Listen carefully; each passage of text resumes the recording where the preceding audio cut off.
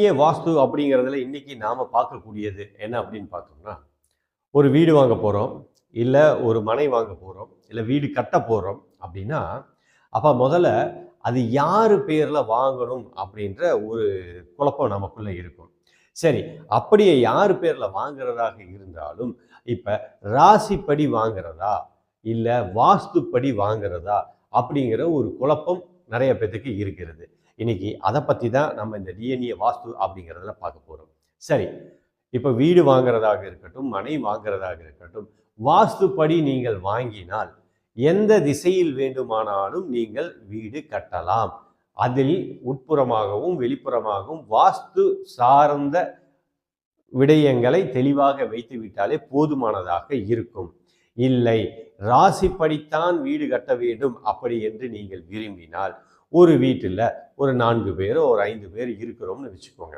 சரி, அப்போ அந்த வீடு பத்திரம் எழுதுகிறோம் அப்படின்னா, வாங்குகிறோம் அப்படின்னா, யாராவது ஒருத்தர் பேரில் தான் நாம் அதை வாங்க போகிறோம். அப்படிங்கிறப்ப அப்போ ஒரு 5 பேர் 6 பேர் வசிக்கக்கூடிய ஒரு வீட்டில் ஒருத்தர் பேரில் நீங்கள் அந்த பத்திரத்தை எழுதி வாங்கிறீங்க, அவர் பேரில் அந்த ராசிப்படி நீங்கள் வீடு கட்டுறீங்க அப்படின்னா, இப்போ மீதி இருக்கக்கூடிய 5 பேரும் அந்த வீட்டில் தானே வசிக்க போகிறாங்க.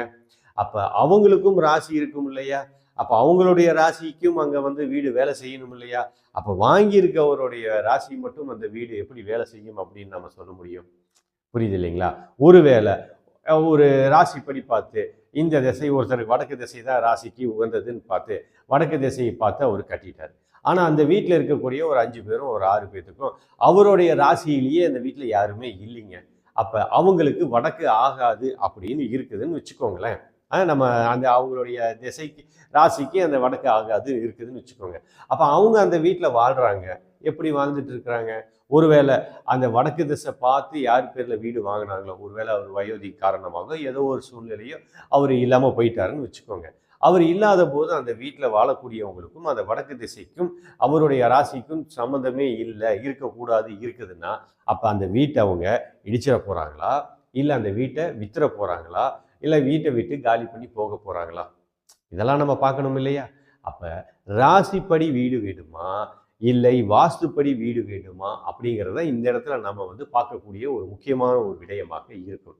ஸோ ராசிப்படி வாங்கிறது அப்படிங்கிறது அவர்களுடைய விருப்பம், அதை பற்றி நாம் பேசல. ஆனால் வீடு அப்படிங்கிறது ஒருத்தரை சார்ந்து இருக்கக்கூடியது கிடையாது. ஸோ ஒரு குடும்பத்தை சார்ந்தது, அந்த குடும்பத்தில் இருக்கக்கூடிய அனைத்து உறுப்பினர்களுக்குமானது. அப்படின்போது அனைவருக்குமானதாக இருக்க வேண்டும் அப்படின்னால் வாஸ்துப்படி நாம் அந்த வீட்டை அமைச்சிட்டோம் அப்படின்னா அது எல்லாத்துக்கும் பொதுவானதாக இருக்கும். அப்படிங்கிறது தான் நம்ம இந்த டிஎன்ஏ வாஸ்து அப்படிங்கிறதுல அனுபவ ரீதியாக பார்க்கும்போது நல்ல பலங்களை தருகிறது அப்படிங்கிறத உண்மை. ஒருவேளை இல்லை நான் ஒரு வீட்டை ராசிப்படி தான் வாங்க போகிறேன், இல்லை அது யார் பேரில் வாங்கணும் அப்படின்னு ஒரு தெளிவு வேணும் அப்படின்னாலும், இந்த உடல் அப்படிங்கிறது மண், இப்போ நாம் வாழ்ந்துட்டு இருக்க இந்த பூமிங்கிறது மண்.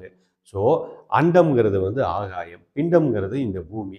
இப்போ இந்த உடம்பு அப்படிங்கிறது பிண்டம், அண்டம்ங்கிறது நமக்கு தெரியும். அப்போ அண்டம் பிண்டம் அப்படிங்கிற தொடர்பு இருக்குது. இப்போ அந்த மண் அப்படிங்கிறது இந்த பூமி அல்லவா? இப்போ பூமி அப்படிங்கிறது ஒரு பெண்ணை சார்ந்தது அல்லவா? அப்போ ஒரு வீடு வாங்குகிறோம், ஒரு மனை வாங்குகிறோம் அப்படின்னா ஒரு பெண்ணை சார்ந்து வாங்கிறது அப்படிங்கிறது பொதுவாகவே இன்னைக்கு பல பேர்த்துல இருந்துட்டு இருக்குது. அப்போ யார் பேரில் வீடு வாங்கலாம் அப்படின்னா, ஆண்கள் பேரில் வாங்கலாமா, பெண்கள் பேரில் வாங்கலாமான்னா, இன்னைக்கு நாம் பார்க்கும்போது அதிகமாக பெண்களின் பெயரில் வீடு வாங்குறத தான் இன்னைக்கு நாம் அதிகமாக பார்க்குறோம். இது ஏன் நடக்குது அப்படின்னு பார்த்தா, இதுதான் இந்த மண்ணுக்கும், மண் என்கின்ற இந்த பூமிக்கும், மண் என்கின்ற இந்த பிண்டத்துக்கும் உள்ள டிஎன்ஏ தொடர்பு. அதனால தான் பெண்கள் மீது அதிகமாக நிறையா பேர் அவங்களுடைய சொத்துக்களை வாங்கக்கூடியதை நாம் பார்க்க முடிகிறோம். இதுதான் நம்ம டிஎன்ஏ வாஸ்து அப்படிங்கிறத நம்ம சொல்ல வரோம். ஸோ அதனால் அன்பர்களே, நாம் இன்றைக்கி பார்க்கக்கூடியதில் என்னென்னு பார்த்தோம்னா, ராசிப்படி வீடு வாங்கலாமா, இல்லை வாஸ்துப்படி வீடு வாங்கலாமா, கட்டலாமா அப்படின்னா, அனைவருக்கும் பொதுவானதாக இருக்க வேண்டும் அப்படின்னா வாஸ்துப்படி வாங்குவதோ இல்லை வாஸ்துப்படி கட்டுவதோ சிறந்ததாக இருக்கும். அப்படிங்கிறது தான் இன்றைக்கி நாம் பார்க்கக்கூடிய இந்த டிஎன்ஏ வாஸ்து அப்படிங்கிற ஆய்வுகளில் சிறப்பானதாக இருக்கிறது அப்படிங்கிறத நம்மளுடைய அனுபவ பதிவாக இருக்கிறது.